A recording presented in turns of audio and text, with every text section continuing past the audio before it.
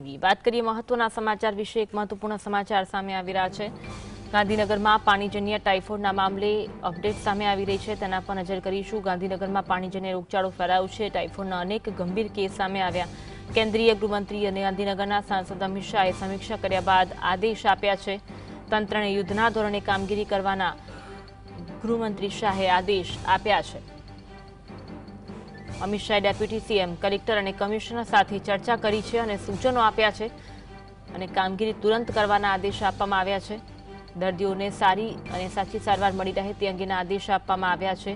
ગાંધીનગરમાં હાલ અનેક રોગચાળાના કેસ નોંધાયા છે। પાણીજન્ય રોગચાળાના કેસો વધતા કેન્દ્રીય ગૃહમંત્રી અમિત શાહે આદેશ આપ્યા છે અને ત્વરિત કામગીરી કરવાના આદેશ આપવામાં આવ્યા છે। આજ અંગે વધુ વાત કરીશું। સંવાદદાતા જતીન ફોનલાઈન પર જોડાયા છે। જતીન, ગાંધીનગરમાં રોગચાળાના કેસ વધ્યા છે।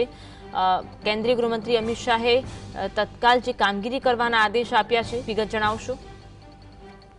ગાંધીનગર ખાતે પાણીજન્ય રોગો તેમજ ટાઇફોઇડના રોગોની પરિસ્થિતિ મામલે કેન્દ્રીય ગૃહમંત્રી અમિત શાહે ગાંધીનગરના જે કહી શકાય કે deputy CM Harsh Sanghavi સાથેમાં collector અને મ્યુનિસિપલ જે કમિશનર છે તેમની સાથે ચર્ચા કર્યા બાદ તરત તેમને સૂચનો આપ્યા કે દર્દીઓને યોગ્ય સારવાર જે છે તે થવી જોઈએ, તેમજ દર્દીના સગા અને દર્દીના તમામ દર્દીઓને ભોજન વ્યવસ્થા જે છે તે યોગ્ય મળી રહે, તેમજ આ લીકેજ ક્યાં થયું છે લીકેજનું તાત્કાલિક સમારકામ કરવામાં આવે અને જે પણ પરિસ્થિતિ ચાલી રહી છે ત્યારે તાત્કાલિક યુદ્ધના ધોરણે કામગીરી કરવામાં આવે, જેથી કરી ગાંધીનગર વિધાનસભાના તેમજ ગાંધીનગર લોકસભાના તમામ નાગરિકોને કોઈ પણ પ્રકારની મુશ્કેલીનો સામનો ન કરવો પડે। આગામી 24 કલાકમાં આ કાર્ય પૂર્ણ થાય તેવી જે ચમકી જે છે તે આપવામાં આવી છે।